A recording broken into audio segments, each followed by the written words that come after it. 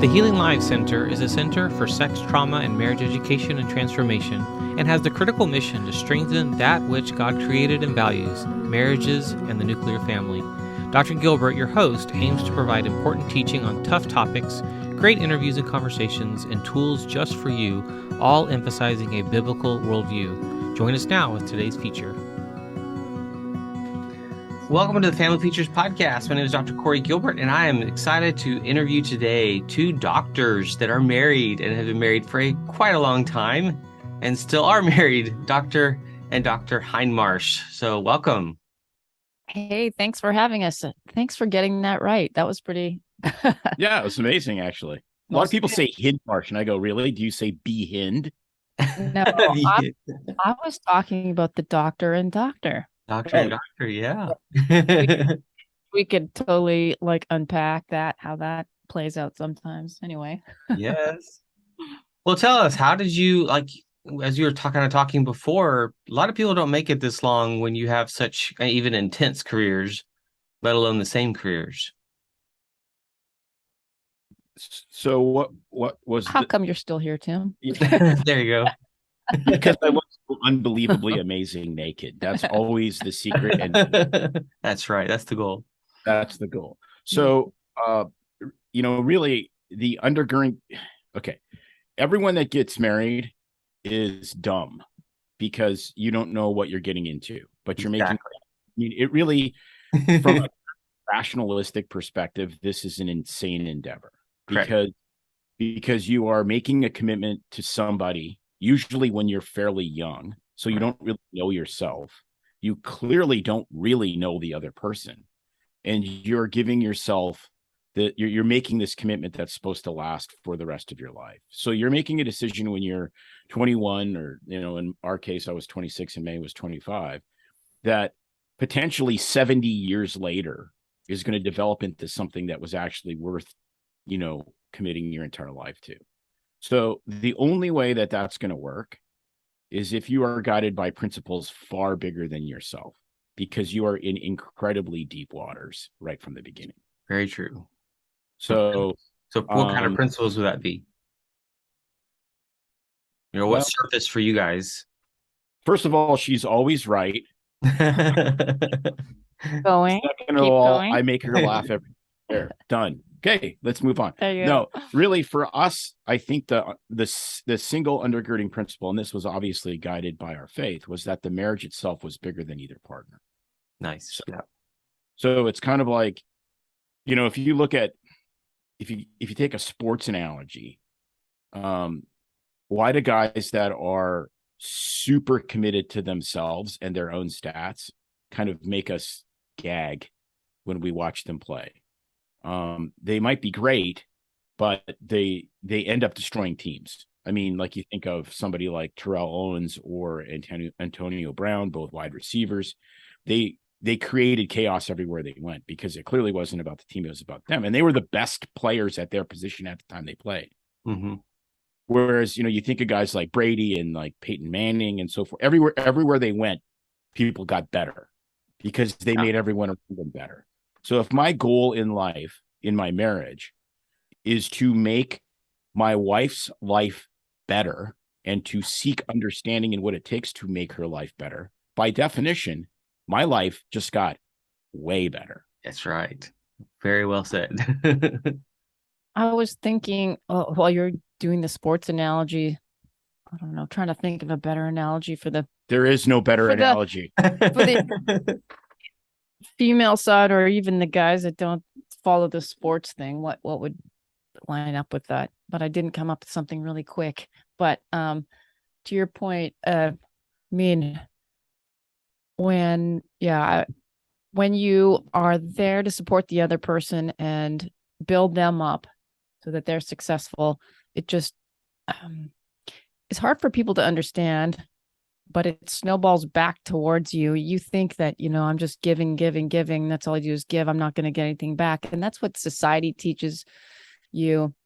But until you really live it and experience it and try it, I mean, it really, when you put into the marriage and you give to support your partner, mind you, you both have to be on the same page and working towards the same goal, obviously. But when you do that, you get back so much more really than you put. It's almost like, I just think of when I've done mission trips with people that have, volunteered and gone somewhere, and you're like, oh, I'm giving my time, I'm doing all this. And you're like, you come out of there and you go, wow, like, yeah, I did all this, but I got so much more back for myself. It just surprises you. It's really that way in marriage as well, that when you are putting in that effort to loving your spouse, to helping them be successful, it kind of comes back exactly just like that. You're like, wow. I mean, now they are, and the ways practically are, of course, they're successful. It helps the marriage, but they also look at you and go, oh, my spouse, you are supporting me. Now I want to support you. Their attitude changes.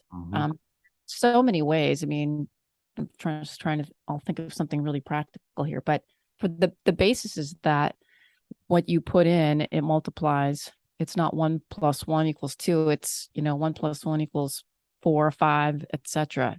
So it's exponential, but it doesn't seem that way naturally. That one exponential would be 1 + 1 = 20. Okay. Mr. Math here. Although we could argue about the math. No, when it comes to I was terrible at math. Helping our kids with math. That wasn't your How did you guys though maintain careers for 30 years and kids and life, and like what was that like throughout the different seasons? Because I'm sure there's lots of different seasons that kind of came throughout that. And you both maintained a career. So that's a really good question. That's a I won't say tough. So it worked out for us. But it can be, obviously, that's a very difficult thing to balance and manage in a relationship. And I think from the outset, so I can say what we did, but obviously from the outset, that's a big conversation that has to happen to get into marriage, because that's very obviously important basis for how things are going to go. Same with wanting to have children. I mean, if you have to have that discussion. One person wants kids, the other doesn't. I mean, that's going to be a huge struggle. Career is important, especially if you're both value career the same. But even if you don't, I mean, there's that discussion of, okay, what are the expectations, right? Because everybody's got these expectations in your head, and it's always the unspoken things that will get you in trouble. So for us, I don't remember this big pivotal moment when we sat down and said, okay, exactly what do you want to do? What do I want to do? But things tumbled into place, but we did discuss it along the way. So for instance, we both are trained in family practice. We went through resident med school. We graduated together. We got married 4 days later after graduation. We did residency in the same place, and we did the same residency, both doing family practice. So we really got each other's careers completely because we were doing the same thing.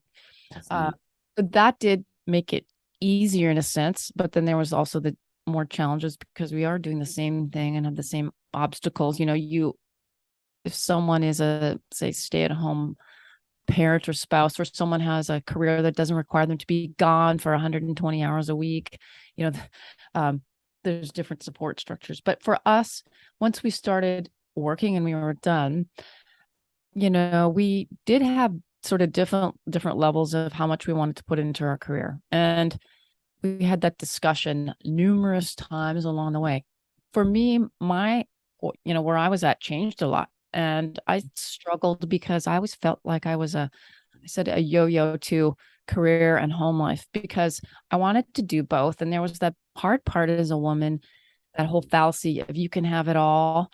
They lived through, as a child of the, 80s, 90s, 2000s, where it's like, yeah, you can be a woman and you can do it all. You can have this massively successful career and a marriage and be fit and athletic and have the kids and and I quickly learned that, you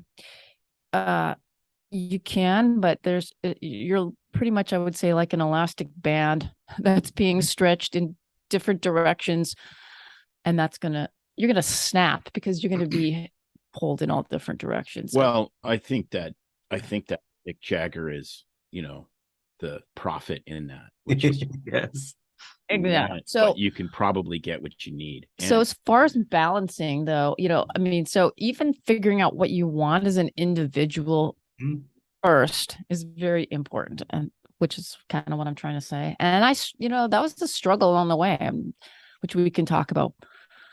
But we always brought it back to the marriage, and it was like, okay, so there would be a point where I'm like, I really want to stay home more with the kids. That was my thing. I was more the nurturer. He didn't want to, take time off work, or if they got sick, I'm like, it's easier for me because of my career and my patient panel, because I'm working part-time and Tim's full-time. It's easier for me to just call it a day and reschedule people, and I'll do it. And it was always negotiated that way. It wasn't like, well, this is no fair. How come? And if it did seem to be unfair for a while, he would say, okay, yeah, you've been cutting back on work, now let me just stay home with the kids because they're sick.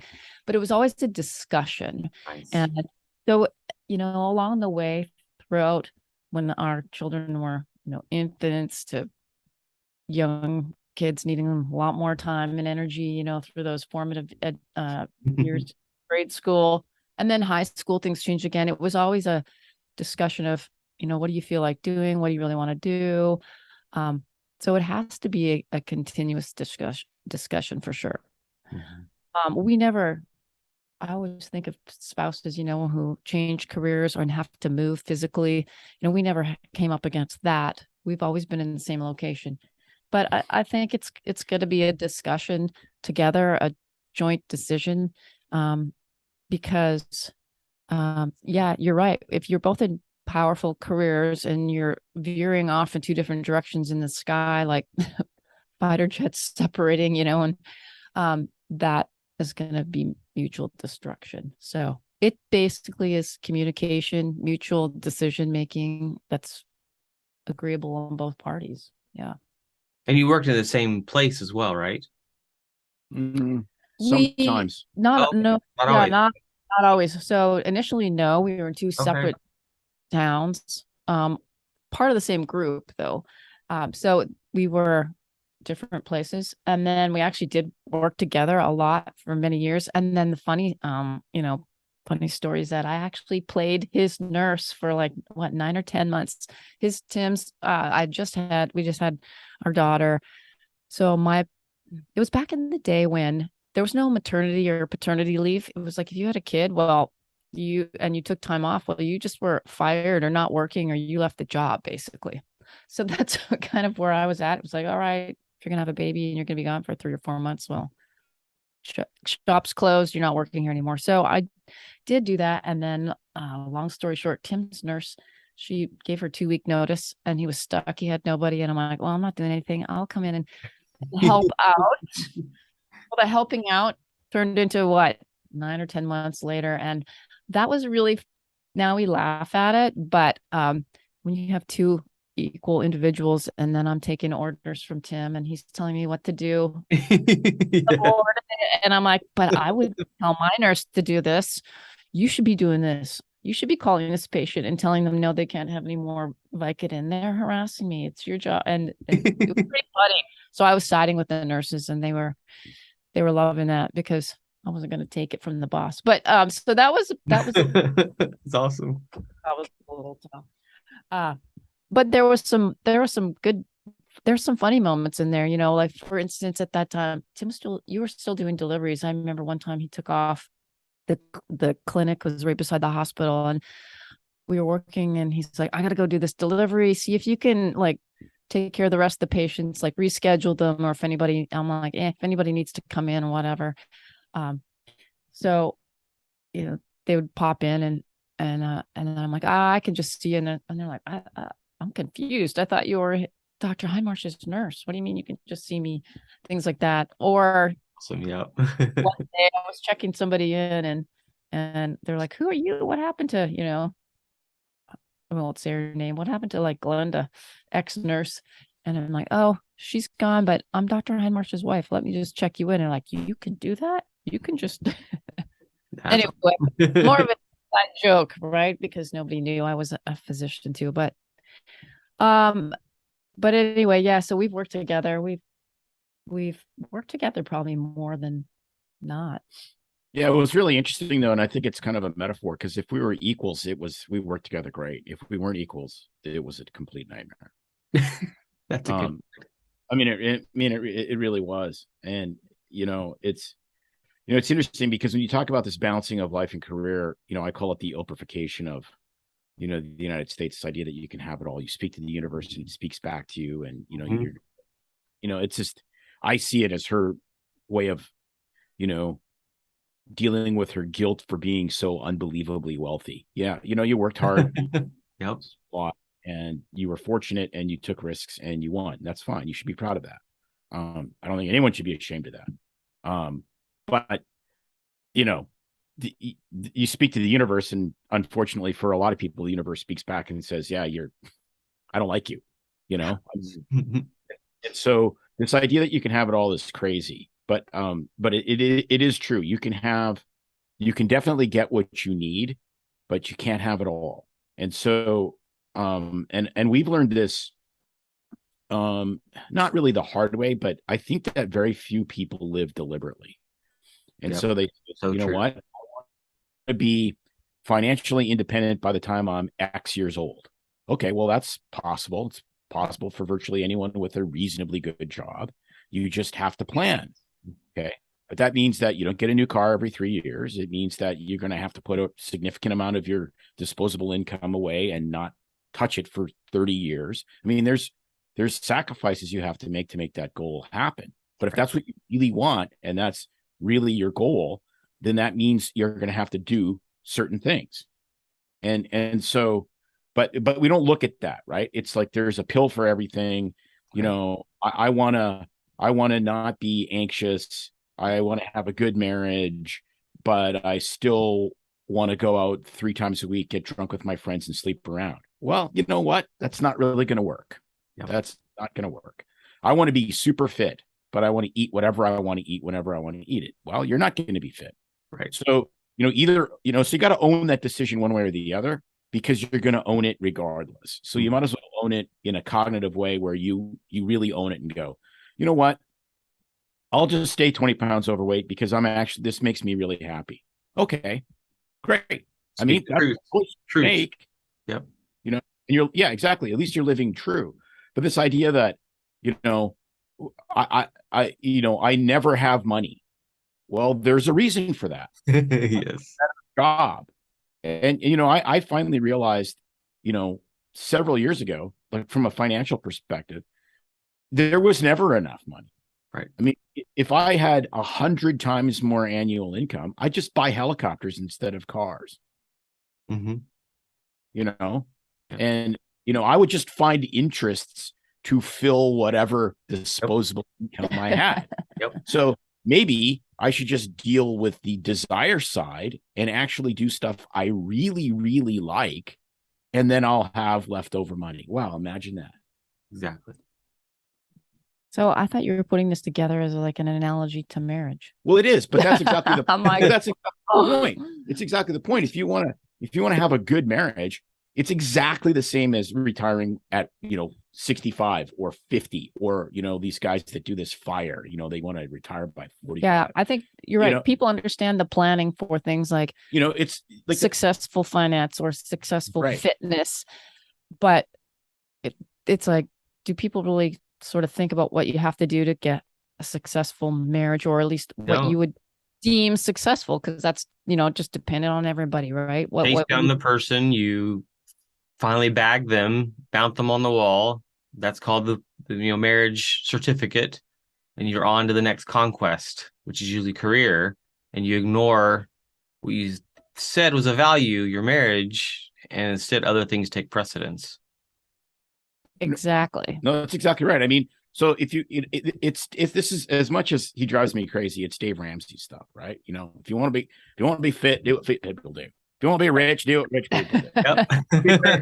What people been married 50 years do. Yes. I mean, it's really the case. And so, and we learned, I think, to our strength, we learned this very early. Nice. I mean, and fear is can be very valuable. Like I looked at getting divorced as the greatest moral failure I could have. Mm-hmm. So anything I could do to avoid that moral failure was important. Now, it wasn't easy, just like saving for retirement and getting fit and being responsible with any limited resource is not easy. And this is, in a way, it sounds terrible, resource management. You only have so much time. Right. So how are you going to spend that in a way that is mutually edifying to your spouse? And I think more importantly, what does that feel like? Because what it feels like often is very risky. Okay, I'm going to empty the dishwasher every single day before she gets up. Why is it risky? Because maybe she's not going to give me that thing that I want. So why would I risk doing something that she wants? Well, you know what? You better risk it. Because if it's like you go first. No, you go first. No, you go first. And you go first. Well, then you know what happens? You go to a lawyer. Yeah. Happy wife, happy life. Yeah. That's No.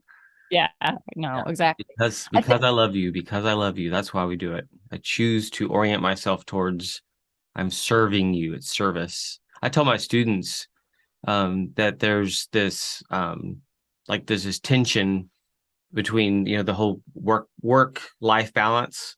We say that word balance, and it's like, no, when I'm at work and I'm with my students, I'm absent from my family. Absolutely. And when I am with my family, guess what I'm actually missing? I miss you guys, and I want to know what's going on with you guys. And the truth is I'm missing something no matter which choice I make, because I love what I do and I love my family. And there isn't a balance. It's a choice. And I choose the time I give here and I choose the time I give there. And sometimes it does get out of whack and you have to readjust. No, exactly. And back to my point, I always describe myself as kind of like I said, either like a bipolar work-life balance or that elastic always pulling in different directions, because it's exactly what you said. You get stretched more and more one direction and something's going to snap. So it's like, yeah, I love work. And so I put a little bit more in there, and, and you get that positive feedback. And then, yes. And the further you go, I mean, there's a limit, because then the things on the other side do snap. And so you can't, it doesn't expand infinitesimally in all directions. You just can't, keep. And it's the worst timing too. Things snap at the worst time. Of course. Well, of right. course. Right. And you're kind of set up for failure. Right. In a lot of ways, right? Because if you think of it, okay, let's say you're building any kind of career. Okay, whether you're a professor and a counselor like you, whether you're a physician, whether you're starting a business. Okay, well, when are you going to have to really focus on that? Because it isn't balanced, right? I mean, it isn't. Well, that's in your 30s and 40s. Mm-hmm. That's when you have the most energy, you have finished your training, and you have the biggest ability to ramp up your, career or business as fast as possible. Mm-hmm. Well, what else are you doing? If you have a family, that's when you're raising kids. Yeah. Okay. So that's when you have like 5-year-olds or preteen or what, like all of this super stressful stuff happening at exactly the same time. So that doesn't mean that that means that you have to be even more cognizant and more deliberate of what you're doing and why you're doing it.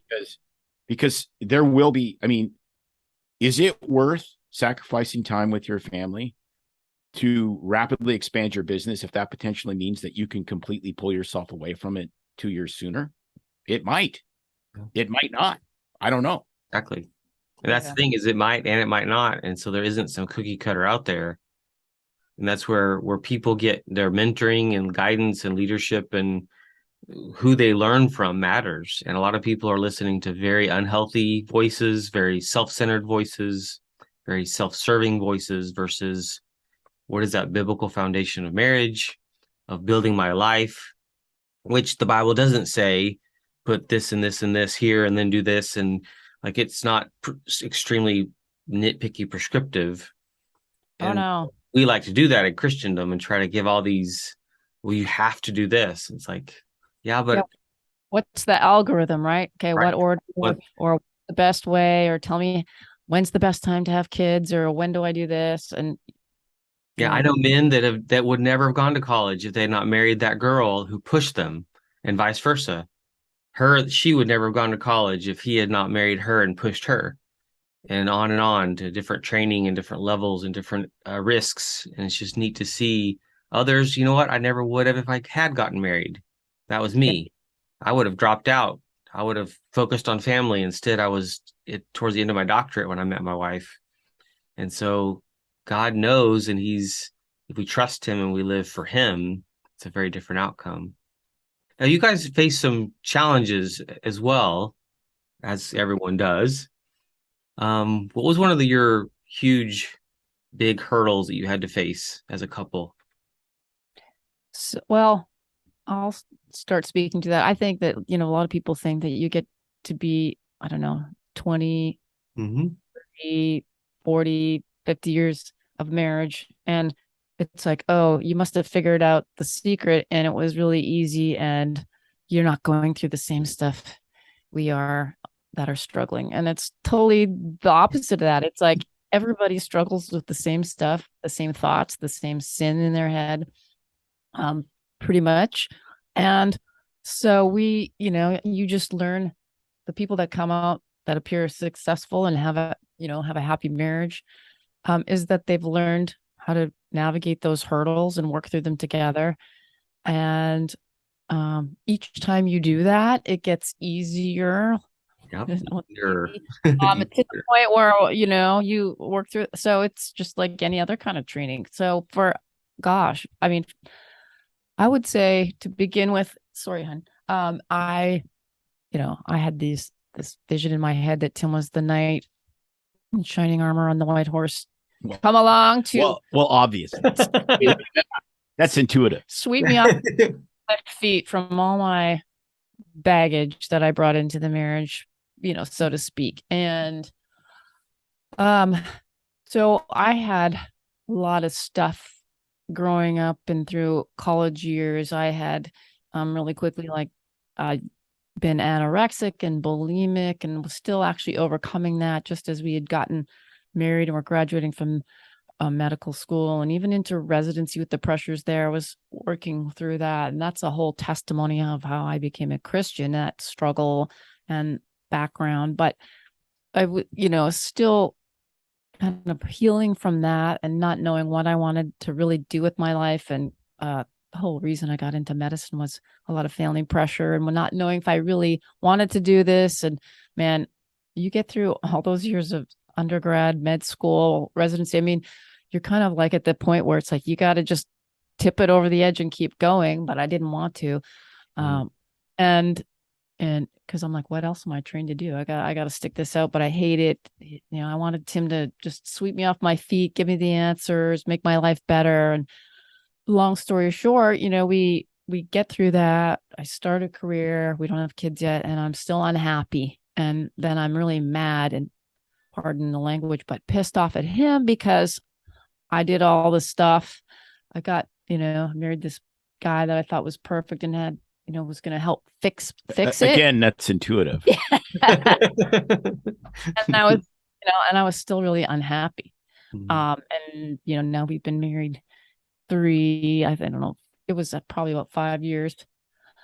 And so there was a lot of bitterness because his career was going well, not working out where I was at. I was unhappy with that. I was just still struggling with all these demons. And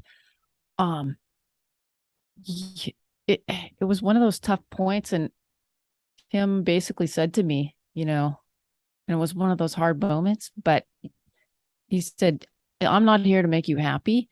Happy's on you, between you and God. And you got to work that out. Here's the book. No, I did read a book. And wasn't it?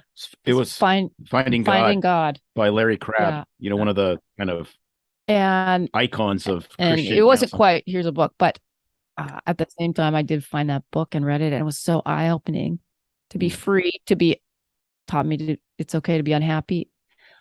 Learning about my self-worth and unhappiness is, between me and God, and it's not my spouse's job. And long story short, I mean, that was a really tough time we went through because it was putting so much pressure on him that he would never live up to those expectations. It was unrealistic, but I think people do it all the time because there's always these needs and wants that we have that our spouses can't fulfill and they might never fulfill.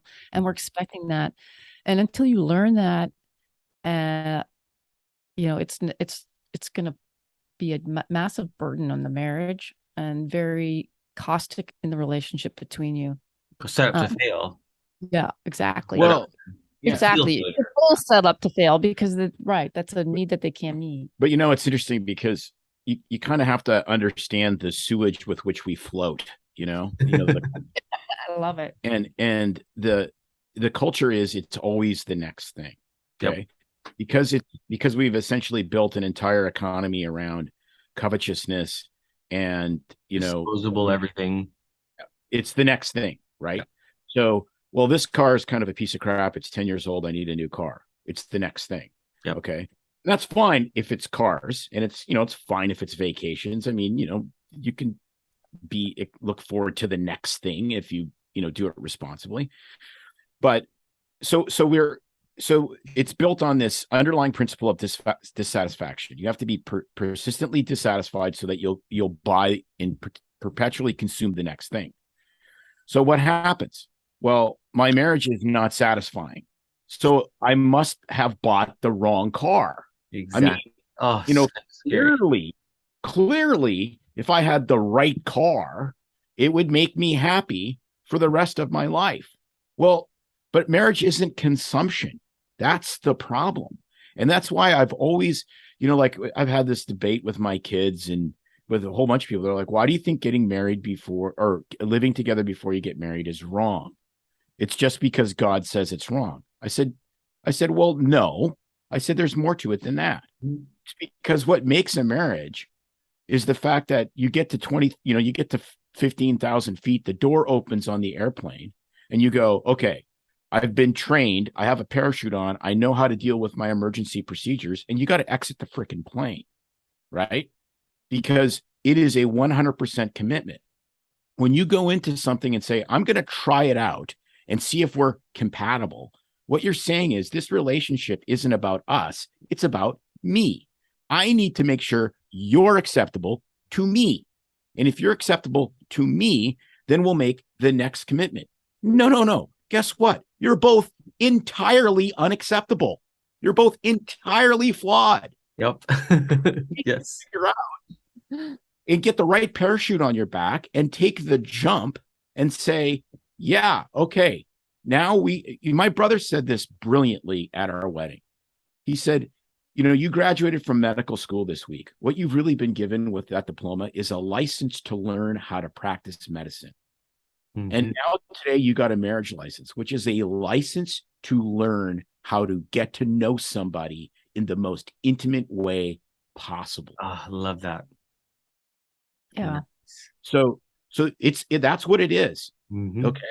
And so we build a fence around that to protect it.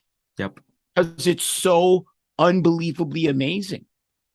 And it isn't the next thing, and so like that's so stop the shopping, you're not shopping. You're done shopping.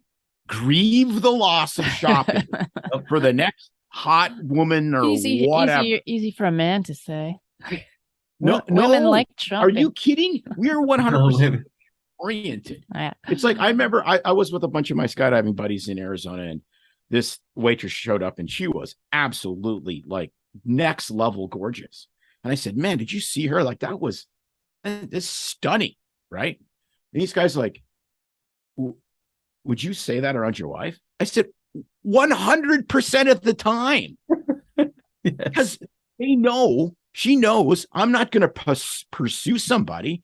I said, we live in a small town, out in Sweet Home here. I said, if a Lamborghini drove down the middle of Sweet Home, where the only thing you see is log trucks and pickups, I'd go, holy cow, did you see that? It was a Lamborghini. And she'd go, wow, that's crazy.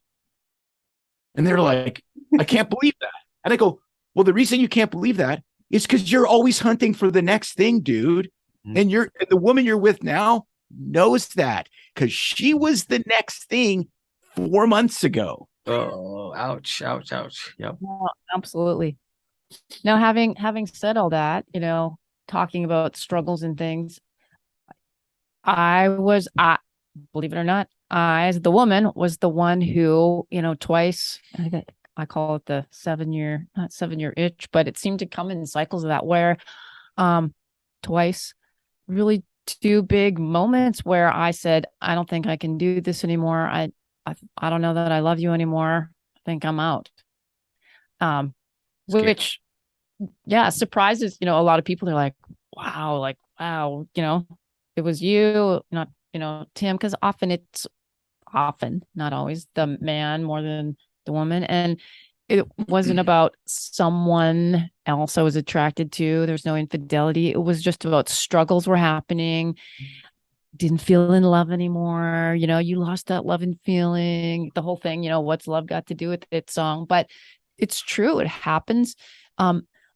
We each, when you're married, as Tim said, you get to know that person so intimately that you see all the ugliness, in yourself, but in the other person. And then it's like, nah, I'm kind of like getting tired of the stink, so to speak, of the ugliness. And we become selfish and we, start to be jaded by, well, this looks better out there. The grass looks greener on the other side. Their grass looks more watered. Like, why is it not good over here? I don't think I can do this anymore. I'm tired of mowing my own lawn. Mm-hmm. That's the analogy. And I'm giving. I feel like I'm not getting anything back. Oh, this is crap. I'm just done. It would be easier to pull the plug and walk because the pain just is too much. And, right now, just not to even come up with any specific thing, but it's just all those things, it's seasons of life, the burdens of the kids, the struggle, the work. We change physically as we get older. We change our interests as we get older. It's like, well, I married you. You didn't want to act like a gypsy and travel around the world, or pick your thing. We grow and we have to either, you have to be growing together or you do grow apart. But I always say that,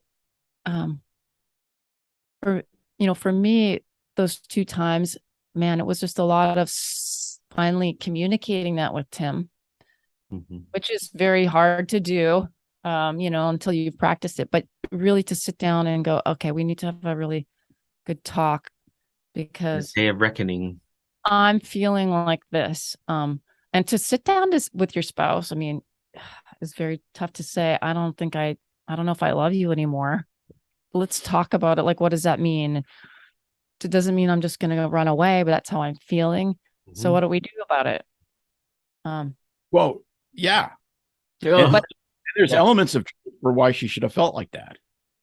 I mean, that's the reality. Right. I mean, there's things that I was doing that made her have different feelings. I mean, like, hello. Now, how am I going to know that as a dumb guy that, wants to work on cars and ride motorcycles if no one communicates that to me? Mm-hmm. Well, you're not. Right. And guys don't read minds. And this idea, I will say this sort of as a confrontation to women, and I think May would agree. This idea that if he really loves me, he'll know what I think. Okay.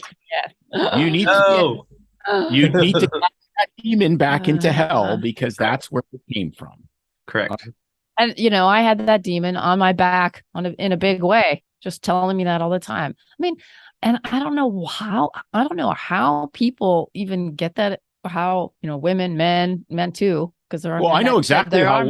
I know how women get it. How's that? Because they sit around drinking wine at 4:30 in the afternoon, and they finish each other's sentences if they're really good friends. Oh, boo! No, it's Kathy and Hoda. I mean, that's what it is. I guess because that's how women relate. How do men relate? They compete. Mm-hmm. And so we go ride bikes together, and then we get off the bike and we're like, man, you're kind of a pig. How come you gained weight? Well, I've been drinking too much beer. Well, you better quit that. Come on, or else I'll kick your ass. I mean, that's how men relate, or they go golfing and sort of beat the stink out of each other at a golf course or a slow pitch or whatever, and then everyone's happy and they get some aggression out, and that's how men relate to each other. And you give each other a really hard time. I mean, can you imagine if women treated each other like men do in a locker room? Oh gosh. I don't really. I mean, I don't really want to know about that, actually. Yeah. Yeah. As in, Well, different. I'm thinking there's some women's sports teams that probably do. Yeah, I don't know. But just like there are some guys that don't do the whole competition thing, like me.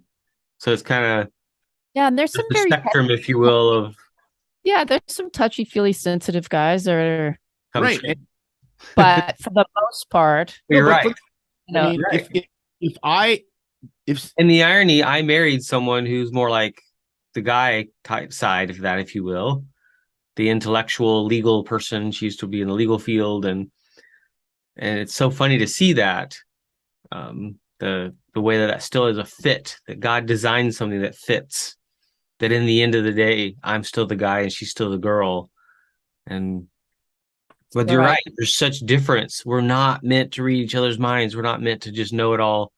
It's hard, but I can't imagine that day that you sat down even with him and said, I don't know if I love you anymore. And well, yeah, but it gets better. It gets way better. Tell him how I did it. So here we are. We've been married for, I don't know, 6-7 years. Mm-hmm.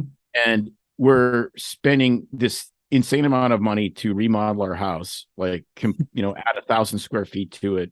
And we're living in an absolute dump trailer on our property. We have an 18-month-old and she's, 6 months pregnant with our son. And I get up ready to go to work, and I'm sitting there in this junky trailer at the kitchen table. And she's like, yeah, I don't think I love you anymore. I'm like, okay, well, let's push pause on that. And I'm going to go see 35 patients, and we can pick this conversation. While you sit here in this 2-by-20-foot long trailer in the rain in the Pacific Northwest. I mean, and basically, heat. I basically and a porta potty outside. I basically just turned into Tina Turner, and I said, really? Well, what does that have to do with anything? Because the reality of the situation is, and I honestly don't remember exactly what I said, but that's exactly pretty what I much felt. that. It's like, well, what does love have to do with any of this? Okay. Because we're going to have 2 kids and we're both going to raise them. And so practically whether we're married or not, doesn't matter, because that's not going to change. Right. And, we're accruing a whole bunch more debt that we have to earn our way out of because we're building our dream house. So, I mean, I basically was like, you better figure your stuff out. Because I'm not going anywhere. And apparently he had nothing to figure out, Yeah. So the story doesn't end quite like that. That's exactly what I felt. But that was right. It was a tons of stuff that I had to change. I mean, the biggest thing was, because she wanted a savior, I was happy to be the savior. So really what she needed was if there was a problem, the right answer most of the time for me was just to go, okay, I'm sorry there's a problem. You let me know what you need and just leave it alone, which was unbelievably painful for me because I felt so out of control. And that was it. Me solving the problem or her problem was really just a way of controlling her. I mean, that's what it was. Yes. And she understood that emotionally. And so that's what I had to stop doing. Nice. Well said. Yep. Because we had to be equals, because we know what happens when we work together when we weren't equals. Yeah. The whole thing though of he's just gonna figure out what I'm thinking. That would be one of the things I would say to anybody is you can tell yourself that, and maybe your girlfriends finish your sentences, but learning to communicate, first of all, learning to figure out what you need and want is the first step, because often we think we know, and when you just take a step back and go, I'm really mad, or we're having this fight, but what is it that I really want? So figuring that out, and then learning to say, okay, just so you know, this is what I really need from you, or this is what I'm feeling and want. And then they might go, yeah, I knew that, or, oh, okay. Or thanks for telling me that. or I don't respect that right now. Let me think about it. But at least even just being able to Get it say, out. Well, right. I mean, holy cow. Because otherwise you're getting a radio alarm saw for Christmas. Okay. And that's I think an apt analogy, which is if woodworking is my hobby and I've always wanted this really super amazing radio alarm saw, then obviously my wife wants the exact same thing. Of course. Of course. And so this idea that, sometimes people are giving and giving, and they really are giving. The problem is they're giving entirely incorrectly because they're giving based on what they think is valuable, not what their partner thinks is valuable. So to get to yes, one of the great, honestly, this is this is amazing. this was eye-opening for us, which we learned in a Bible study group, right? That book. Yeah. Which is, I think, the single greatest, if there's one, at least for us, if there's one single resource as far as a book, it's His Needs, Her Needs by Willard Harley. Yeah. That's so unbelievably practical. And most of this stuff is really practical. Yeah. But, interesting, because one of the greatest, most memorable, probably Christmas gift I ever got from May was a stocking stuffer. And it was one of Chevelle's newest album. And this is music that she cannot stand. Okay. I mean, like, I love metal. It's my son's favorite, became my son's favorite band. And the fact that she actually saw that, picked that out and gave it to me, made me understand that she understood who I was. Especially because she didn't like it. Especially since she didn't like it. Exactly. Exactly. Yeah. Maroon 5. Yeah. Right. So my wife bought me tickets to the Blue Man Group one time, and she can't stand those kind of things. She even brought a book with her. Like, do I need to get another date to go? Like, you don't even want to go, and that's not acceptable. So she came, she brought a book, and she actually didn't even open her book. She kind of enjoyed it. But Wicked, the Wicked show, she got tickets to that, and because she knows I love that stuff. She does not. She hates it. When we were first married, we had tickets to the Dallas, Texas Symphony Orchestra. After 3 times going, she's like, it all sounds the same. Like, I'm bored out of my mind. I'm on the edge of my seat because I was major music, something of, very important. Wow. So I saw it's like AC/DC with way too many guys. Yeah. That's funny, but exactly that.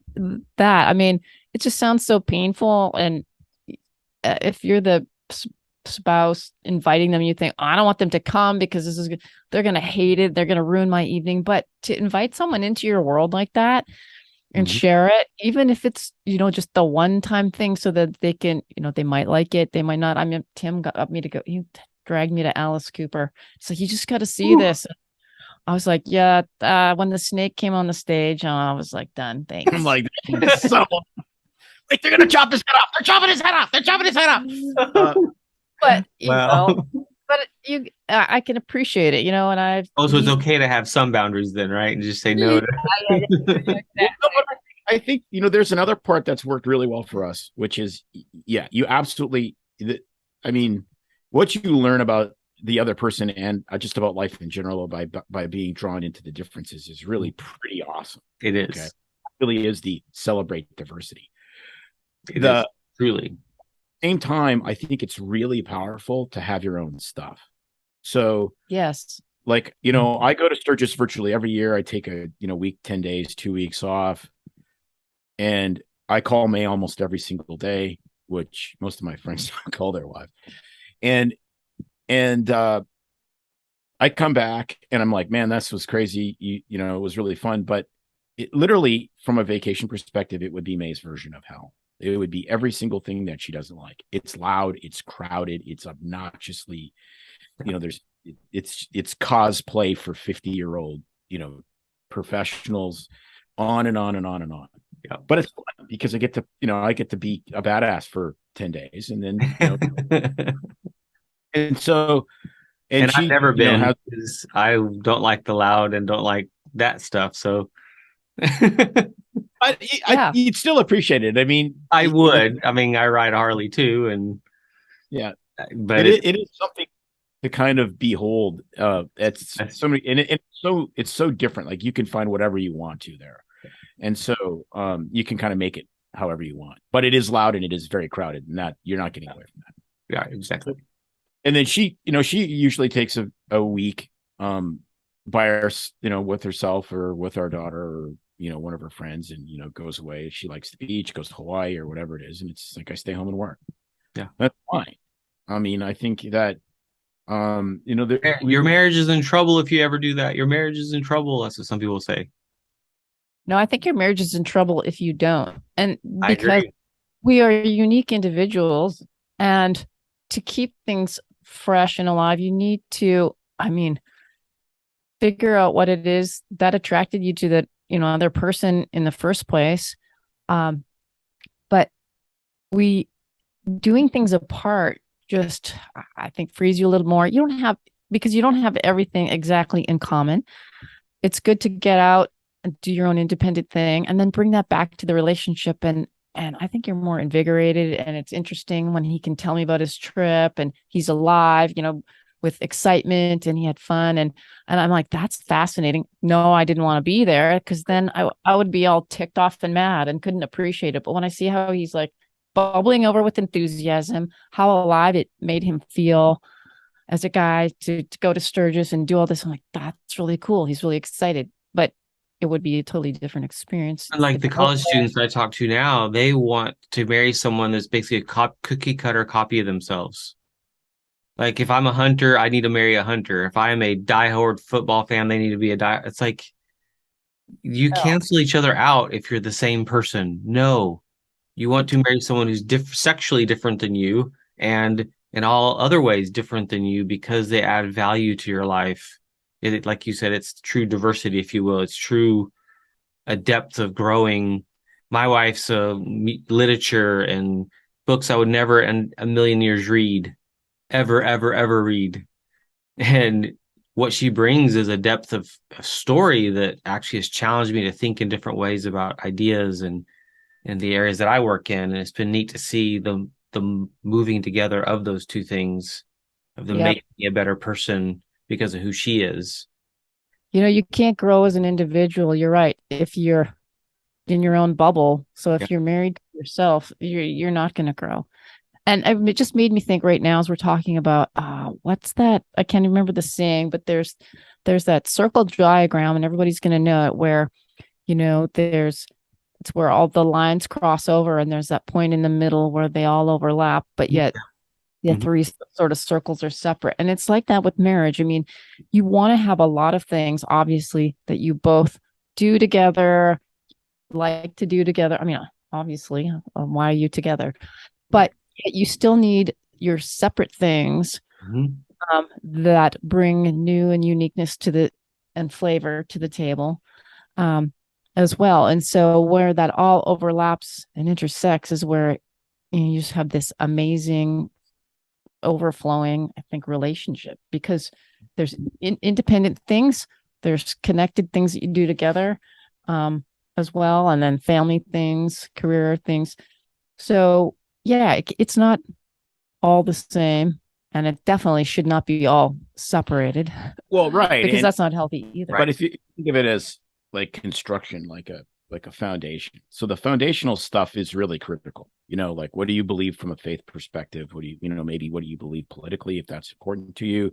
What do you believe about how many kids you want to have? What do you believe about raising kids? I think for us it's the 4 F's. And we had a podcast actually that we did called "We Have 4 F's to Give," which is faith, family, finances, and fun. And you have to have all 4 of those, and they all interact. And if you don't, then you don't have. It's harder to have a balanced, satisfying life.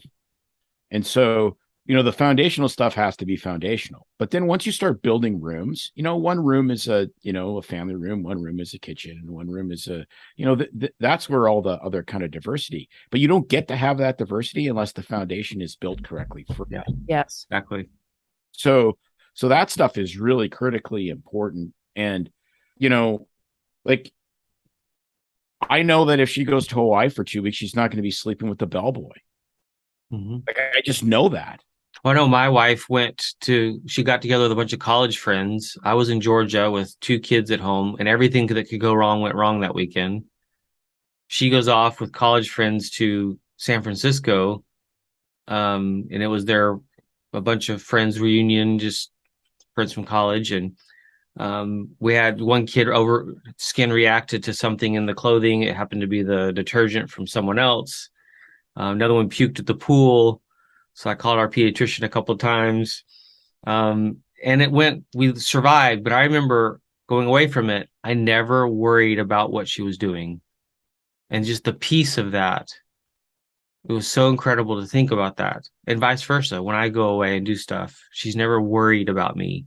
Because that's not the case for most of my clients and most of the people I talk to. Is they're more micromanaging or checking their phones, tracking them. And yeah, it's so important that the ability to be separate and together.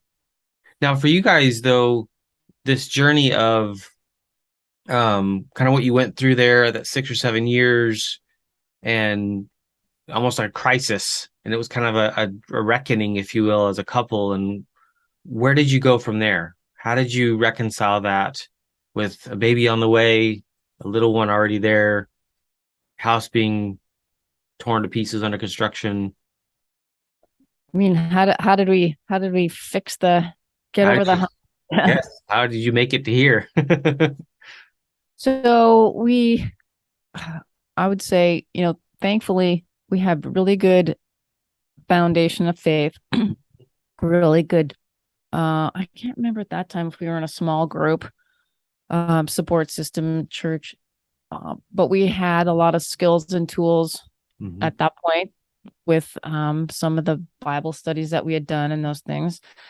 We also, being doctors, we had a lot of training in psychiatry and psychology. So we get that, and we know how to kind of unpack our baggage a little bit better than most people. But we were willing to go to counseling together. It didn't come to that. But I would say that's one of those things. I'm just saying, I think we sat down and said, okay, if we need to go to counseling together to work this out, we'll do it, because it's that important to us. We didn't have to, because we could do it on our own. And we learned how to. We've actually gone to a marriage retreat where we learn how to. Okay, this is the talking stick, and you don't get to say a word. Yeah, we tried that, and I think we beat each other. After 10 minutes, we wanted to beat each other with the talking stick. But that was not a good we learned some tools along the way. Plus, with our training, that we learn how to kind of get through that part ourselves. But it's those things that this is what we did, was we actually learned how to. He said, "I can't read your mind, so you had to tell me what I'm feeling." He would actually say that, and for me, permission. Gave you permission to speak. And then I learned to say, I can't. I need. We're fighting about this, and I'm feeling frustrated, and he'd want me to just talk about it, like never let the sun go down on your anger, Bible verse. And I'm like, yeah, I can't, because I got to process how to say this to you without being mean, hurting your feelings, being cruel, and saying the right words to express how I'm feeling. So I would say, this is what I need. I need this boundary. Let me have like 24 hours, and then let's have a date to sit and talk about this. So we learn how to ask each other for what we needed. We learned how to say, no, I will be ready to talk about this then.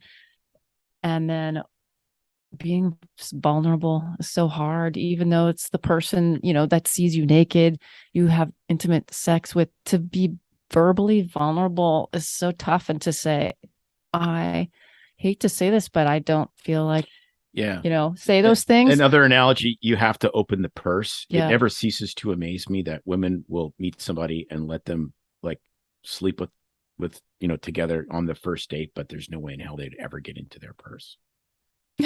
Interesting. Yep. And I'm like, something about this just doesn't make sense. Yep.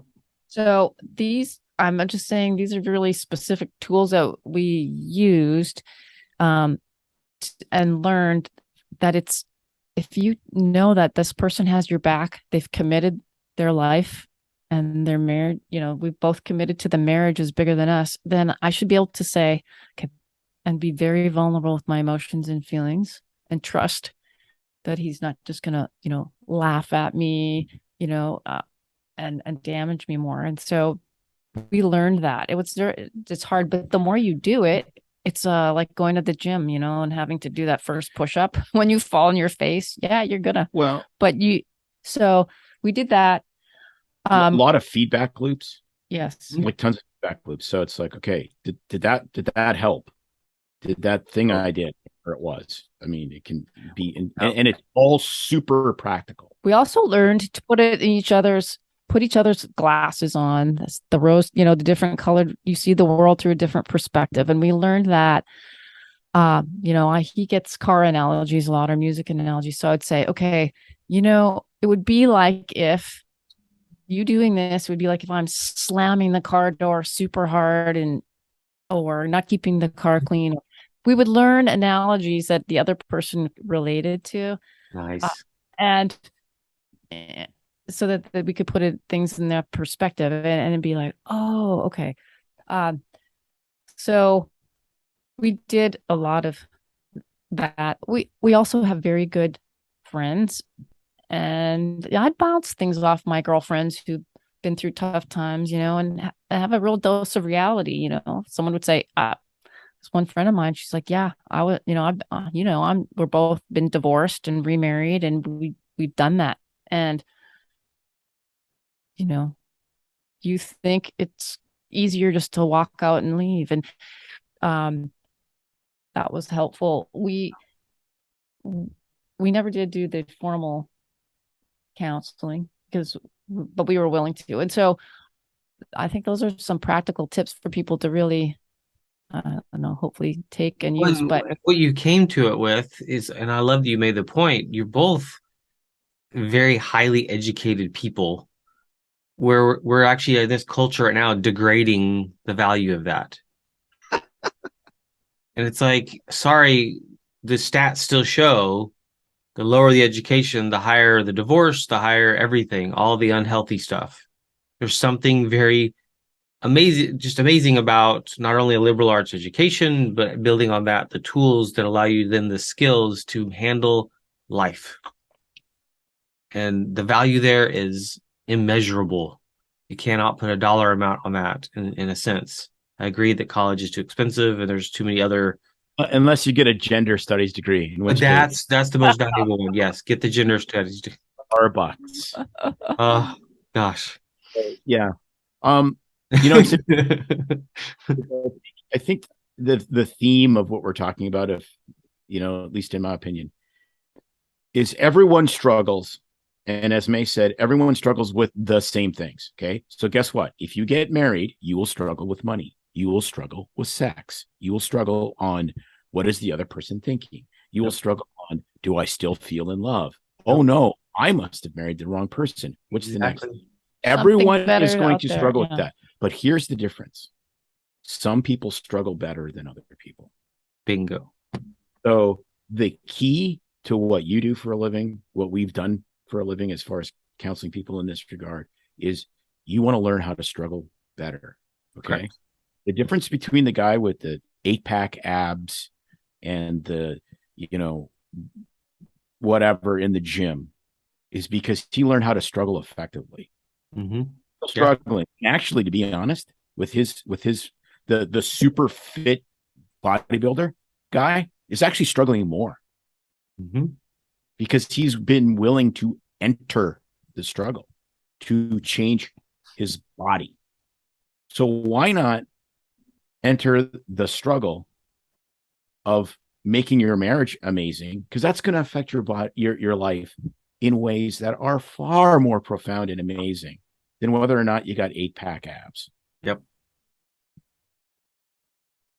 Yeah. Said.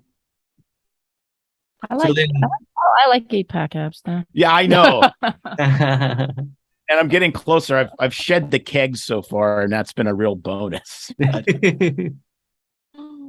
Well, then where did that lead at that point? You guys kind of started talking things out. You started listening to one another. I can see that as a just revolutionary for your marriage in and of itself.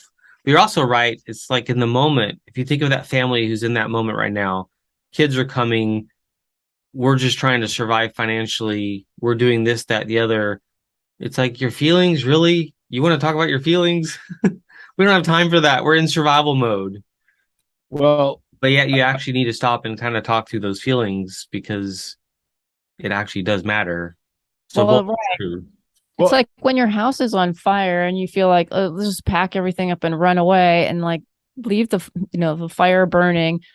I'm not going to call the fire department. And yeah, the fire's going to just blaze and take out the whole neighborhood. I mean, you really have to, yes, stop sometimes, stop, drop, and roll and actually go, yeah, it would be easier just to avoid this. I don't Mhm. have time for this. Well, you have no other option. I mean, because if you ignore it, it's gonna get out of control. Yeah, and there's a lot of fielding grounders, right? I mean, you can hit a ton of home runs, but if you don't field grounders and put the easy outs and play appropriate defense and small ball, then you're never going to be a champion. And so there's a tremendous amount of small ball that goes on, and I think you have to get back to the foundations of It's a good what picture. relationship. And it's the same whether it's a marriage, whether it's business, whether you're in ministry together, whatever the case may be. And relationships, and primarily marriages, are not built on love, they're built on trust. So it's great because as Christians you're commanded to love your enemies, so it's clearly not based on love. Okay, you're not. But and so for us, we did a podcast called Tim and May a Like Story, because the goal, in my opinion, in an amazing relationship and an amazing marriage is not to love your spouse, it's to like them, because that is far more satisfying. I mean, you can have the lovey-dovey feelings and the sleepless in Seattle, and that's fine, and that stuff comes and goes, and that's all great. I mean, that's part of the color palette of human emotion, but that's not what you base your relationship on. You base it because I can build a life with this person because, number one, I trust them, and I trust them for a whole bunch of reasons. Right. When you get back to that, when you're in the middle of that chaos, you go, do I trust this person? And the answer is, okay, I do. All right, well, then we can fix this. Well, it's Fiddler on the Roof. When Yep. is it Tevye was asked, do you want to marry my daughter? Well, I love your daughter. It's like, I'd ask you if you love her, do you like her? It's like that's always stood out to me. You're exactly right. It's love is one thing. If you think of the brain scans from Dr. Amen on the in love versus infatuated, it's like when you're deeply in love, the brain is actually more dormant. It's a decision. It's very almost calming. Infatuated, it lights up the cocaine centers. Mm-hmm. You're literally high as a kite. It's like, and people make dumb decisions when you're high, so don't make dumb decisions when you're high in love. Exactly. And it has a shelf life. It also crashes at some point. And Yes. Britney Spears in Vegas comes. There you go. Yeah, that whole that would be the one thing I always want to tell people is that whole courting, dating, the lust, feelings physically, the brain, high, all of that stuff. It's cool. And I'm not going to say that never comes back, but it's it's different. Expect that every day for the rest of your life. Well, it's and just not. But even... how can? But again, it's like, look, it's we do episodes of our show called Doc Tales with Cocktails, right? And where we tell funny stories and we mix a couple drinks. But that's a recreational thing, right? I mean, you can't be drunk I mean, not only you get drunk, but I mean, you can't be high or drunk or intoxicated or whatever all the time. It's just like, I went for a run this morning and I feel really good, and you get runner's high, but there's a point where you can't be running 400 Right. miles a week. I mean, but it's amazing how I feel like that's what's being sold nowadays, especially with, legalizing marijuana and the things that we do with like the people that do the long distance running and it's like we're looking for something that we will not find this side of heaven. And it's getting almost sold more and more of, if this relationship doesn't make you just knock on all cylinders, then, oh my gosh, it's the wrong thing. Find something new. We're selling the sickest bill of goods out there, from Hollywood to music to I mean, we're in trouble, which is where it comes back to that we said in the very beginning, the foundation, that our marriage is actually bigger than the two individuals. It's really that commitment to God. You're the author of this. We've chosen each other and believe you've divinely brought us together, no matter, and it's back to the traditional vows. You know, for sickness and in health, for richer or poor, like we're gonna do this no matter what, trailer or emotions, wherever we're at. Exactly. Yeah, it's really amazing because some of the feedback we've gotten from some of these episodes we've done on marriage, it's really surprised me. Like, this, what do you do when like we did an episode, I don't love you anymore. And literally people are like, that should never happen. You married the wrong person. Yep. And I'm They like, believe a lot in La La Land. because you're the wrong person. Yeah. And it was fascinating because I had all these doubts going into the marriage just because I really wanted it to work. Yeah. And I had all of the stuff I hadn't worked through, which was, well, she's supposed to be this perfect thing. It was kind of May's view of me, but in a slightly different. Yeah. Oh yeah. I felt the same way. And my dad, it was fascinating because my dad is this really understated guy. He's very wise, but really understated. And I said to my mom, I'm like, man, I'm kind of having cold feet. Like, I don't really know what I should do. And my mother looks at me with this abject horror. And she says, what, you think you could do better? And my dad up and goes, oh, that's great. absolutely, you could do better. But you know what? May could do a lot better too. Ouch. Yeah. And I was like, that was incredibly encouraging. Mhm. Like, eventually you just have to decide.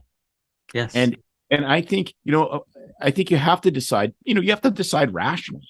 Okay. Yes. Does this person believe the same things? Do we have common interests? Do we believe the same about raising children? Is she pretty enough? Is she fit enough? Is she, financially savvy enough? Et cetera, et cetera. Like, those things are really, those practical things are really important. I mean, why do people get divorced? Right? They have an affair or money. Well, and they also have to figure out some of the reality of marrying a certain person as you get to know them and you actually honestly get to know the flaws. Is that a deal breaker? Yes. Like when my wife and I met, I was in the hospital 3 times in our 10 months that we were dating. From the day we met to our wedding was 10 months. We were in our late 20s. She owned her own house. She had no debt or very little debt. Had a great family, had a great church, didn't need me to save her life. I was $100,000 in student loan debts, $70,000 in medical debt, $15,000 on credit cards. Doctors telling me I'd never have a job, that I was just going to live dependent on people because of Crohn's, walking with a cane, high on steroids. Hey, marry me. Oh, and I was working on my doctorate. I was almost done with my coursework for a doctorate. Like the most, like, no, you don't marry this guy objectively. And my wife, I found out later, while I was in the hospital, would have conversations with her mom about her mom telling her, if you marry him, you're committing to working the rest of your life to take care of him based off the prognosis at the time. And she said, the humbling thing for me is she said yes under those circumstances. She said yes. And the day I asked her to propose, I proposed. She's the more, rational one of us. I'm the emotional one. She's like, I know he's cheesy enough on Valentine's Day to ask me. So I need to, if I'm going to say no, I need to tell him ahead of time. And then I did. And she said yes. And then married in July. 11 months later, I bled out and almost died. They told her I wasn't going to make it. She's been a stay-at-home mom for the last 14 years and homeschools our kids. It's like God's, like where we are and where we were. It's so incredible. And the story is incredible, but who do we trust in? And if you look at the rational things, the college students I talk to are don't get married until after college, or don't get married till this and that. And there's all these, each family has their own set of rules. It's like, but it's different for everyone. And so we want to set all these general standards. And it's like, but that's not scripture. The Bible is what we stand on, which doesn't have a prescription of that. So how do we work the rest out? And I think that's actually the beautiful part. that when you marry, it's, am I in it for life? And the values you have when it comes to that, those things you mentioned of just the commonalities that allow us to start at least that foundation. Right. No, totally to your point about the beautiful part is, once you get those not boundaries, but this is the baseline. This is my limitations. These are the things I'm willing to live with or not live with. And then you make that commitment. Then the beautiful part happens, because if you're living scripturally, and loving that person and working through the flaws that come up and the road bumps, then man, how you grow spiritually, individually, because you're learning to live, trying to with stumbling blocks along the way, because we're human and we're not perfect, but to grow spiritually by giving yourself, by trying not to be selfish, by giving back to the marriage, by trying to love and lift up that other person, even with their flaws, even when it's hard for you. I mean, just as we always say, iron sharpens iron, and the production of a diamond through all this pressure literally brings something beautiful out of it. And it's amazing how hard work, pain, suffering really does produce something so fit and beautiful and shiny. You guys, after that season, what was the next big struggle that you had when it came to the working out of us? There was another after, I'm trying to think. That was there was a couple things. I mean, May had another kind of speed bump a few, I don't know, 5-6 years ago, same kind of thing. It's just like, and for good reason. I was just getting burned out in my work, and not really emotionally as present as I needed to be, and physically, she marries this marathon runner with a 6-pack, and I've kind of turned into a biker with a keg. I mean, there was a lot of really objective things, and there's stuff that I needed to learn, for sure. So that pain was totally iron sharpens iron. But then, realistically, the last 2 years, 3 years really have been like, they've been absolutely horrific in our lives. I mean, terrible. And we've been closer than we've ever been. And at least I think we have. We had this major career change, place that we worked at for 25 years, massive contract dispute, legal BS that went on for almost a year. Then we went into another place that we worked at, good place, great people, contract violations, like all sorts of weirdness. And, during that, our 12-year-old dog dies. A week later, my mother passes away. We're dealing with COVID at work. We get evacuated from our house because the whole state's burning down,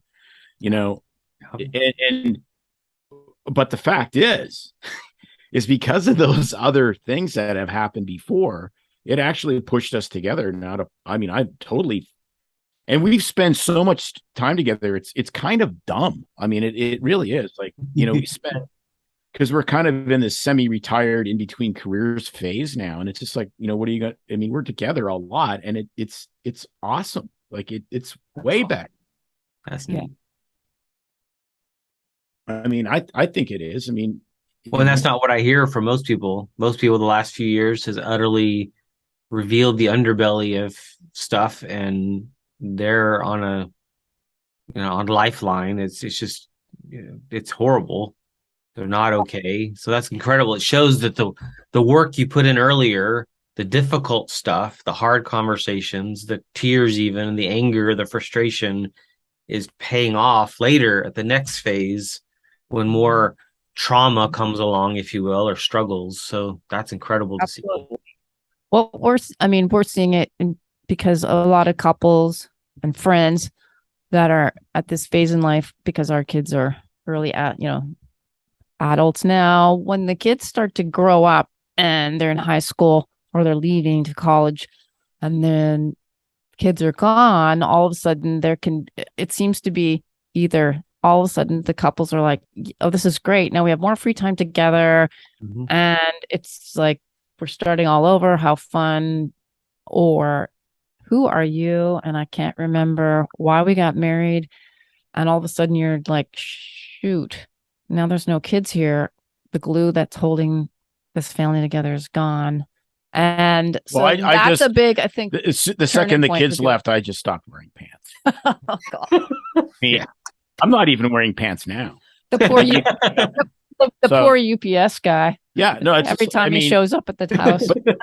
But that's really it. I mean, what the way May says it is exactly correct. It's like people either the kids leave and it's like, oh crap, there's no reason to be together, or it's the pants off, dance off, right? I mean, it really, it's like, well, this is what we waited for. We crossed this bridge. Our kids are awesome. They're out of the house. They're doing something really cool.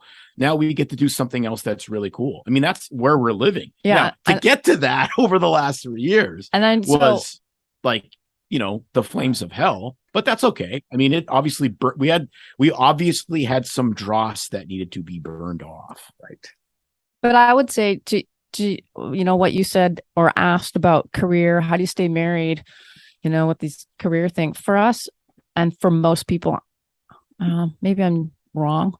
I think career is a really important thing, but I think what happens with the kids is just as important, if not more of an issue that you have to figure out, because we're in a society now where it's like, everyone says, I just want my kids to be happy. We want them to have all the stuff we never had. People are living for their kids. It's always about the sports or the kids' activities, and everything surrounds around the kids' stuff.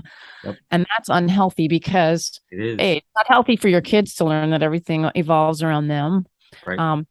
But B, when you put everything into the energy around the kids, then the marriage and your relationship as a couple takes a back seat, and it shouldn't. It should be at the forefront. And so that's one thing we're always cognizant about. We said from the get-go, like, our kids were part of the family, but our relationship came first. Exactly. Because if it didn't, then everything else would suffer. And so, yes, kids got to do stuff. They had input. They had a great life, but we didn't live our lives around their activities or their stuff.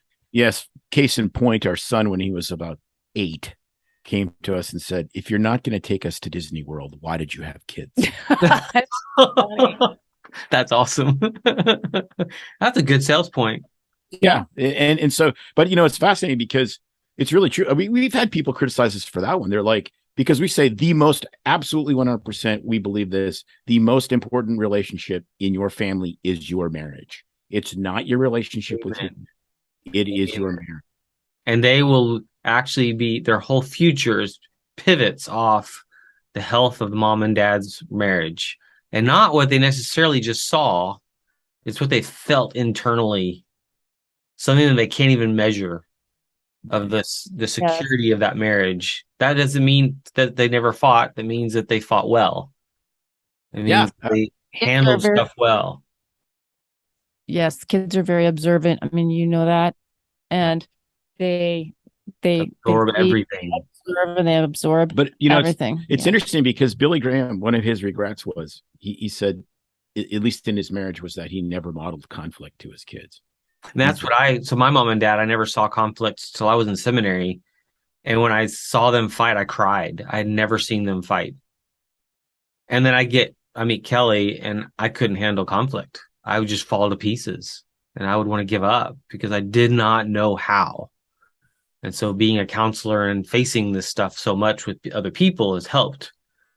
But I still struggle with, that's an area we still, at 19 years of marriage, are learning to be more honest. And so I've noticed, even as a Christian family, we both come from ministry homes, is I don't want to just raise nice kids either. I want to raise dangerous kids for the gospel. 100%. Takes them being a little more of a handful than, but it's a balance. You want their faith to be core. And that's where, if you think of the family, the marriage is that core and not the kids. It's not about their sports teams and their things. And you're just basically a very glorified Uber. No, that's exactly right. Exactly. I get chills thinking about it. It's when it's in Narnia, when the children are in the beaver family at the beaver's house. Yeah. And the beavers are talking with rapt worship about Aslan and about how Aslan is, the king that's going to, and he's a lion. And the children ask, well, is he safe? Oh, no, of course not. He's the lion. He's not safe, but he is good. Yes. Love that. Mm. Great picture. Great picture. Yes. Yeah. Yeah. Marriage is so talk worth about safety. I could go. That's a huge topic for me. Where we were imprisoned by safety for the last 2 years. What did it get us? Nothing. Yeah. Got us a whole lot less safety. Yep. And you know what? And it is unbelievably unsafe to get married, but it is good. Yes. Mm-hmm. Yep. What else did you guys face when it comes to the marriage and working it out as a couple? Because we see that's the most important piece. And for May, you've had to really face some struggles as you not only just facing marriage, and I married him, and oh my gosh, he isn't perfect. He isn't my knight in shining armor because he was never meant to be. And to fill that space, God's meant to be that person. What else kind of came out from that for you? Gosh, Reconcile forgiveness and I can, I'm just thinking of little small things. I mean, I think the thing that I'm still, gosh, after all these years learning, and it's every day.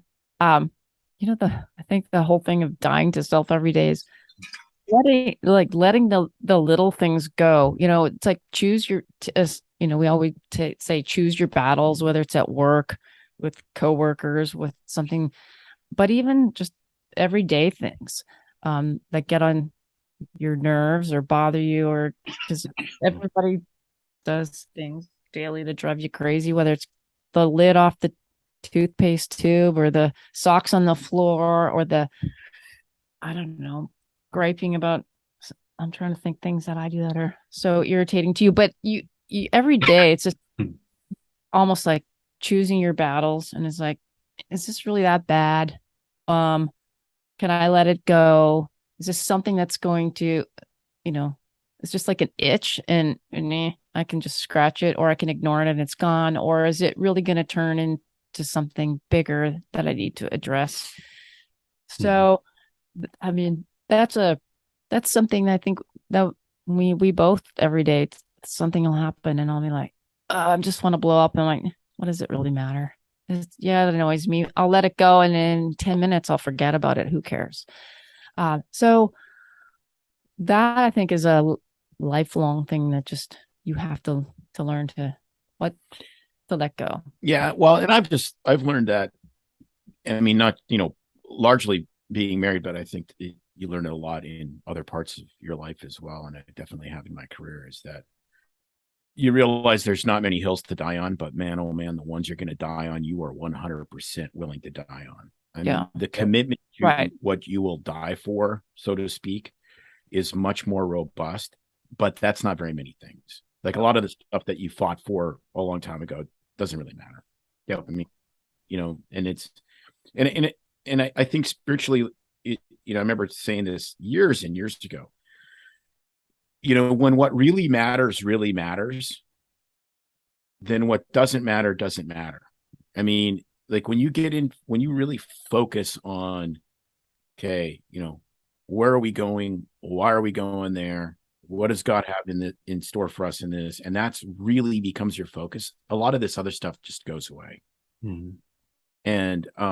And so if you're really distracted by a lot of other stuff, it's probably because your lenses are a little dirty and you're not really focusing on what really matters. Yep. And really that's to say that for most people, their lenses are very dirty and they're not focusing on the things that matter. There's too much going on in the world, whether it's politically or even just war and all this. Like it's so much going on that it's easy to get distracted. Then there's those that haven't watched the news in 20 years and have no clue what's going on. And it's funny how they still have their own drama and they're still like, they're not okay. It's like, okay, so that's evidence of, again, the sin nature and fallenness. So how do we work that out? To me, I love what you said about the mission, like why are we even doing this? whether it's building a practice or whether it's doing this or that with our kids, what we commit to with our kids, all the things that we put our hands to. Why expand on the house? Why, build a dream house? Why buy that vehicle? All these are decisions that we almost take flippantly and need to be actually very careful and prayerful and intentional and work as a team. Do we move somewhere else? Do we make that transition? When we moved from Georgia to Oregon, oh my gosh, that was a hard decision. At the same time, it was kind of easy because we felt God was leading us. Doesn't mean I didn't have doubt the whole 9 days driving cross country on that U-Haul, thinking we were making the worst mistake in the world because I have 3 little kids and my wife's never even been here. And it's, almost 10 years later, and it's just incredible to see God's hand. And do we trust him? Or do we just literally, I'll trust you, God, as long as things work out. But if things don't work out, well, then obviously you've proven to not be trustworthy. Your theology matters. But it's fascinating because I read a devotional this morning from Spurgeon, and it was like, well, look at what's happened in your life. Like, base your decisions now on what's already happened. Mm-hmm. And it's like, okay, so God bailed you out 6 times, so he's not going to bail you out the 7th time. Like, this is the time. It's not going to work out, right? I mean, it's just kind of like, not to get too, it drives me crazy, but with this COVID stuff, it's like, okay, so let me get this straight. The company that's been fined for the largest criminal fines in the history of American business is Pfizer. Yep. So they were totally dishonest and have a track record of being totally dishonest, except this time. This is the special secret time when they're not dishonest. So let me get this straight. The CIA have been messing with people since their birth after World War II. They did MK Ultra, where they gave people LSD and just saw what happened completely with no consent. Okay, the federal government did stuff like the Tuskegee experiment. No consent for decades on poor African American rural men in the South. The government and the CIA is obviously has their own agenda, except this time. Yeah. It's just insane. It's like, so God has been there for your entire life, except this time. No. Yeah. Not except this time. Yeah. It's time too. Just doesn't feel like it. And that's okay. That's why it's called faith, because it doesn't feel like it. Mm-hmm. Yeah. It's amazing to watch what people put their faith in. People are putting their faith in Pfizer and the government. Really? Okay. Good luck with that. I'm going this way. Sorry. Yeah, we've had so many discussions about that to the point where I'm almost done with discussions about that. But I'm sure it's sad, and we've all, I think, not just us, I think now everybody's really realized and sees the writing on the wall as far as what people, you're right, are putting their faith in, and that the whole believing instead of trusting God and believing in some higher power, people putting their faith in a government or in science or talking heads on TV, and it becoming a religion unto itself, and not even a cult, but a group that you hang on to. It's a cult. Somebody on Instagram that you're, a group following, or it's. But that's the thing. Like human beings, whether you are a believer or not, it's undeniable from an anthropological perspective that human beings are inexhaustibly religious. And so they can either pursue a religion that has, redemption and forgiveness and, justice and, heaven and hell and all of these things, or you can be pagan. And, it is what it is. And we didn't appease the sky god. And so it didn't rain, and we have to throw a virgin in a volcano. Right. And the fact is this scientism that we're stuck in now is a pagan religion. Yep. There's no forgiveness. There's no, like, you tweeted some stupid thing 10 years ago. They'll bring it back and cancel you, and you never get to go say, I'm sorry. And guess what? You never get to change. Right. Like, I had opinions at the beginning of this that are vastly different based on data than I have now. That's just called life. Right. I have opinions about marriage that are different now than when we got married. Exactly. I'm glad that happened. Yep. So the fact is, that's our 4 F's. Faith. Faith is number one. People think, well, I'm not religious. I'm an atheist. I don't have faith. Oh, no, you have faith, all right. You have something different than I do. Exactly. Right? And not all faiths are the same. I'm sorry. They're not all of equal quality, and they're not all of equal result. You can have faith in the Soviet Union Communist Party, and that will end up with lots of dead people. That is a different faith than what I and people, you need to understand you're living, so in your marriage, what is your faith? Is it that I trust my spouse? And actually, if I leave my dirty clothes outside of the hamper, I'm doing that because I'm a guy and I'm just distracted, not because I'm actually trying to punish you. Mm-hmm. To use a personal analogy, right? She left a banana peel in the console of the car, which drives me nuts. Well, she did that obviously to punish me. Yeah. Well, no, she did that because she got distracted and didn't think about it. Right. There's So no grace. he thinks. Grace and truth. Constant tension between grace and truth. Yeah. There is no grace. That's true. But if I do want to get back at him, I know how to. It's power by leaving the banana peel in the car. Yeah.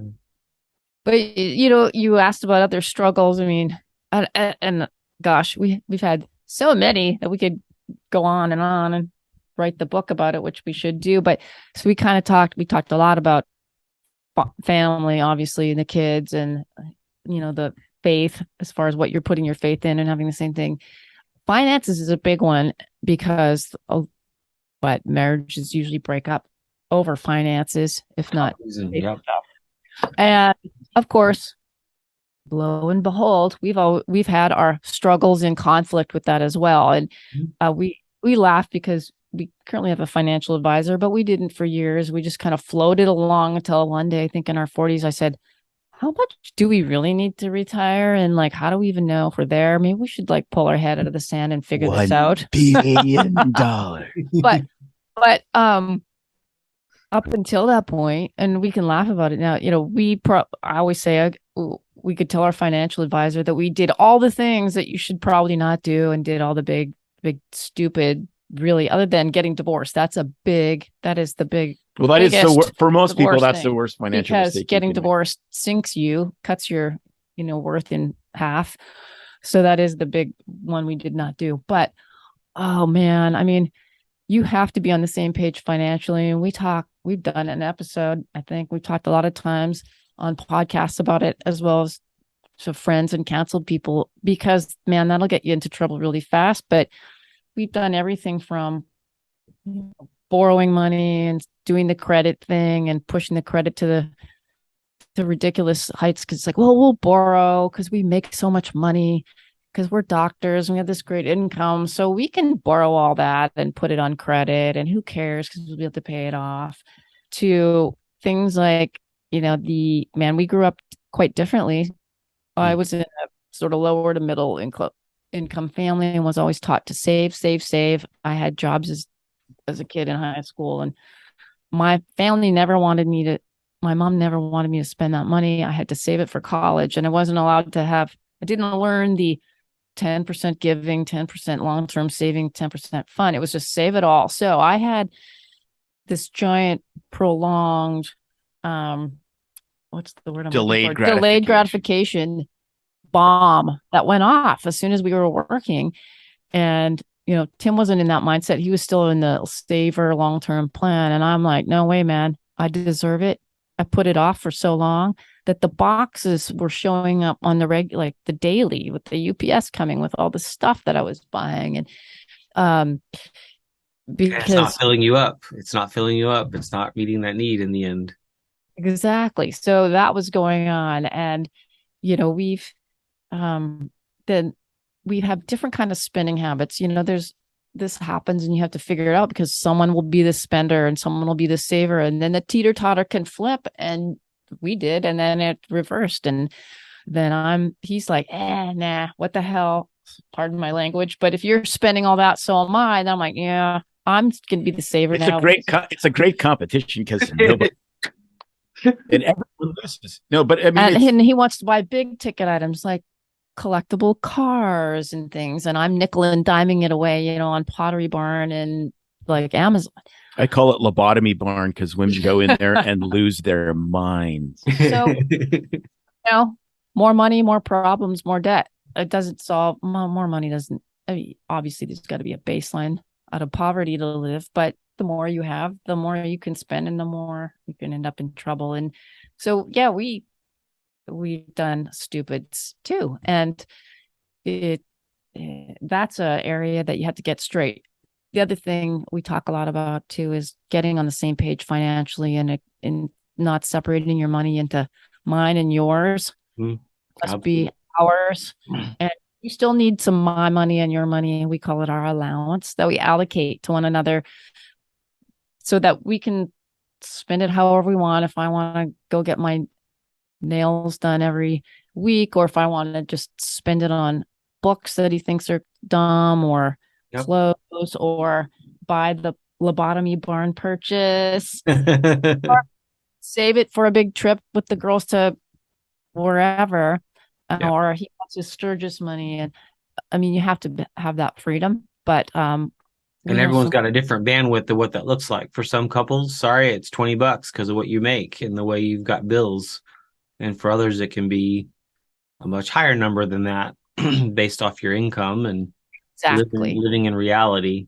At one point, my wife got mad at me because she was like, you're nickel and diming yourself away. You're whining about your 1970 something motorcycle that's constantly broke down. Why don't you buy a nicer one? She starts looking on Craigslist for me. She doesn't like them, but she's the one that kind of opened that door of, if you actually save it, you can actually get a little nicer one that you can trust. Yeah. It's the value of mine. But it was like, I wasn't living it out because of the spending habits. And that's where, as a couple, it's that iron sharpens iron of maturity, even with money. Well, right. I mean, it's super simple, but it's super hard, right? Like, it's like losing weight. Okay, you have to expend more energy than you consume. There, done. Next. Yeah, but what does that look like? Well, how it looks is much different than, what the concept is. And so it's like, do you want to eat that $10 meal at lunch 3 times a week, or do you want a newer bike that actually your life depends on, and your soul does, right? And so, and money's going to happen, so you can ignore it and just hope, hope it goes away. I mean, financial, but this I would have never, because it's not really spiritual, we think, even though Jesus talked way more about money and hell than he did about anything else. Right. So, it's fascinating because it gets ignored. And what has absolutely stunned me was our level of financial ignorance and the exact level, or even worse, in our colleagues. I mean, we're working with some of the most highly educated people in the entire system, and actually our world, and they literally were financial morons, that being polite. And in reality, this is the easiest thing to figure out. Yes. Like financial health and how to invest and how much you should and all that stuff's not hard. It's really easy. It's way easier than figuring out what the perfect macro ratios are on food, because you got to eat, 2, 3, 4 times a day, whereas, you get a financial plan and live in it. It's a little bit painful for a month or two. And then the pain goes away and you're like, okay, now we're free. If we just keep living like this, we will achieve our goals. Yeah. But it's just like, my goodness, the number of people I know with like incomes 2 or 3 times ours, and they're living paycheck to paycheck. And I'm like, how is that possible? Yeah. And the answer is because it's possible for anybody.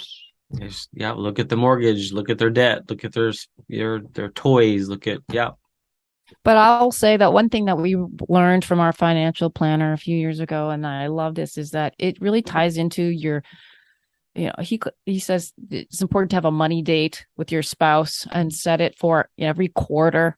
where you just sit down and you go over the finances, your savings, what your goals are, the short-term plan, the long-term plan. And then the other thing, I thought you meant when you said money date, I was supposed to throw ones at you. you can do that too. But then the other thing that forced us to do and was really cool was he sat down with a life planner there, because it all ties in to like write down things like what are your short-term goals for life? What are your long-term goals? Where do you, if you know, what would your ideal life be in 5 years, 20 years, a year? So you need like immediate, short-term, long-term, and write it on paper. And what's your passion and your dream? So then we can align our goals together. And I'm like, oh, I didn't know that you wanted to like travel across the country in a motorhome and see every state. It's like, well, I want to go to Europe, say for example, on a trip and take the whole family. So it's like, oh, okay, well, how can we make that work for both of us? How do we make these goals and dreams work? It's called Visa. Very easy. But by sitting down and going, my ideal day would include, I don't know, playing tennis 3 times a week, or be painting with my girlfriends once a week at this, at the paint store, so that you have the money, the resources, the time. It's putting your money where you want it to go versus it just disappearing on you. Exactly. Oh, and like, let's go on a mission trip. Let's, I want to be able to do this. So sitting down and being mindful about your finances, your goals, and your dreams allows you to live your best life. What does God want you to do with this money, this stewardship that he's given you? And you can plan together. And so it really is important to sit down, and it sounds boring to talk about it, but it lets you brainstorm your goals and dreams, what God wants to grow in your life, where are you going with your life, and using money as that tool to get there. And it's because who was that? Rabbi Lapin, guy from Seattle, Daniel, I think Daniel Lapin. He talks about money being like blood. It's super important. You absolutely have to have it to survive. Right? Just like you have to have blood running through your blood vessels to survive. But they said, in the same way, if you saw a pool of blood next to somebody, you'd freak out and go, there's some problem. And so he said, there's still part of the whole money where it's not gross. Like, you don't use it for, disgustingly lavish things or whatever it is. He goes, because that's like bleeding. And that's, we know there's something wrong with the body if it's bleeding. But at the same time, especially in Christendom, sometimes we think it's bad. It's like, money's bad. Well, no, it's just a tool. Yep.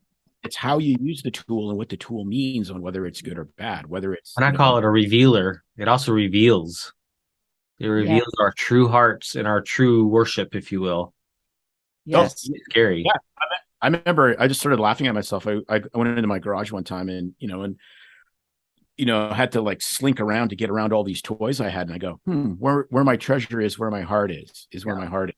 Okay, well, what do I really believe that? Because if I do, there's some crap that needs to leave this garage. Yeah. Yep.